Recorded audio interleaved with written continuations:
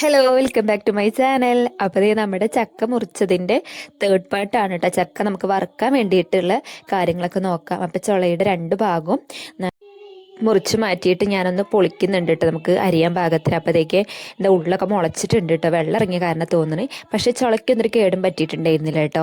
അപ്പം ഞാൻ വറുക്കാൻ പാകത്തിന് ഇങ്ങനെ നീളത്തിനൊന്ന് അരിഞ്ഞെടുക്കുന്നുണ്ടായിരുന്നേ. അതേ ഈ ഒരു നീളത്തിന് നമുക്ക് അരിഞ്ഞെടുക്കണം. വലിയ കട്ടിയും പാടില്ല, കട്ടി കുറയാനും പാടില്ല. അപ്പോൾ പുറത്ത് നല്ല മഴ പെയ്യുന്നുണ്ട്. ഇപ്പം രണ്ടാഴ്ചയായിട്ട് നല്ല മഴയാണ്. അവിടെ ഇവിടെ വെള്ളം കയറി എന്നൊക്കെ പറയുന്നുണ്ട്, പക്ഷെ വലിയ പ്രശ്നങ്ങളൊന്നും ഉണ്ടായിട്ടില്ല കേട്ടോ.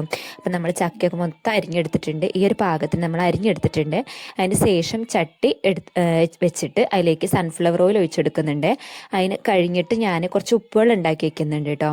അത് നമ്മുടെ ഈ ചക്കര പാകത്തെ മൂപ്പാകുമ്പോൾ ഒഴിച്ചെടുക്കാൻ വേണ്ടിയിട്ടാണ്. അപ്പം നമ്മുടെ എണ്ണ ചൂടായപ്പോൾ ഞാൻ കുറേശ്ശെ ചക്ക അതിലേക്ക് ഇട്ട് കൊടുത്തിട്ടുണ്ടായിരുന്നേ. അതിന് ശേഷം ഒരു പാകത്ത് മൂപ്പാകുമ്പോഴാണ് നമ്മൾ ഈ ഉപ്പുവെള്ളം ഒഴിച്ചു കൊടുക്കേണ്ടത് കേട്ടോ. വേറെ അല്ലാതെ നമ്മളൊന്നും അതിലേക്ക് ചേർക്കുന്നില്ല.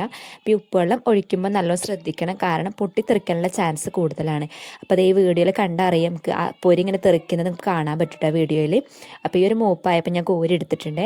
വല്ലാതെ കറക്കും ചെയ്യരുത്, എന്നാൽ ആ യെല്ലോ കളർ കുറച്ചൊന്ന് മാറും ചെയ്യണം. ആ ഒരു പരുവത്തിലായിട്ട് നമ്മൾ വറുത്ത് കോരി എടുക്കുന്നത്. അപ്പോൾ ഇത്രയുള്ള ഇഷ്ടമായ ഷെയർ ചെയ്യുക, ലൈക്ക് ചെയ്യുക. താങ്ക്